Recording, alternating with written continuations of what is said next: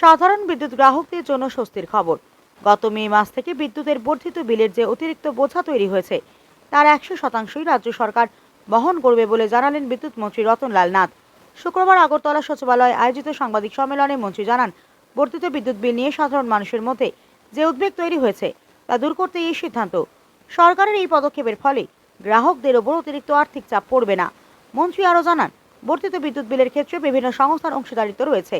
বিশেষ করে বিএসএনএল এবং রেলের মতো কেন্দ্রীয় সংস্থাগুলির ক্ষেত্রে বর্ধিত বিলের 15% বহনের বিষয়টি উল্লেখ করেন তিনি। রাজ্য সরকারের এই সিদ্ধান্তকে সাধারণ গ্রাহকদের জন্য বড়সড় স্বস্তির পদক্ষেপ বলেই মনে করা হচ্ছে। বিদ্যুতের বাড়তি খরচের জেরে মধ্যবিত্ত সাধারণ পরিবারের মাসিক বাজেটে যে চাপ তৈরি হয়েছিল, সরকারের সিদ্ধান্তে তা অনেকটাই লাঘব হবে বলে আশা। এবং যার সুফল আপনারা সামনের মাসে নিজেদের বিলে দেখতে পাবেন। রাজ্যের ইতিহাসে এই প্রথম কোন সরকার, একটি সরকার তার গ্রাহকদের 100% অর্থাৎ অতিরিক্ত সম্পূর্ণ বোঝা নিজের কাঁধে তুলে নিল।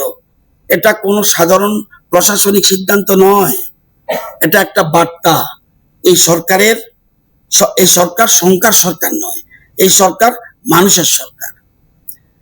মাননীয় প্রধানমন্ত্রী শ্রী নরেন্দ্র মোদীজি সবকা সাথ সবকা বিকাশ এই মন্ত্রকে সামনে রেখে মাননীয় মুখ্যমন্ত্রী ডক্টর মানিক শাহের নেতৃত্বে গতকাল রাজ্য মন্ত্রিসভায়, আমি ইচ্ছা করলেও পারি না, রাজ্য মন্ত্রিসভায় অতিরিক্ত বর্ধিত মাসুলের 100% সাবসিডি দেওয়ার সিদ্ধান্ত গ্রহণ করা হয়েছে।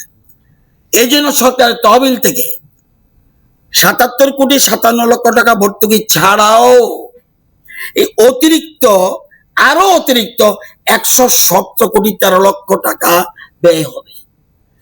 এটা ত্রিপুরা রাজ্যের ইতিহাসে এই প্রথম 100% ভর্তুকি কোন ভারতবর্ষের কোন সরকার দিয়েছে বলে আমার অন্তত জানা নাই।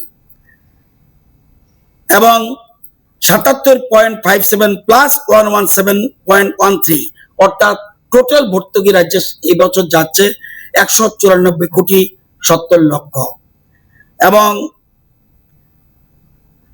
সাংবাদিক বন্ধুরা, আমরা আপনাদের মাধ্যমে রাজ্যের প্রতিনিধি করে একটাই বার্তা পৌঁছে দিতে চাই।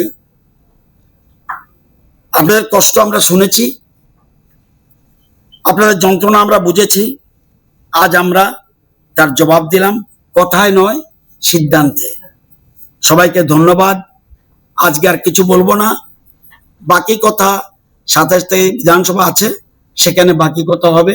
সেই জন্য আমরা জবাবদিহি দেওয়ার জন্য সবসময় প্রস্তুত আছি। সবাইকে ধন্যবাদ।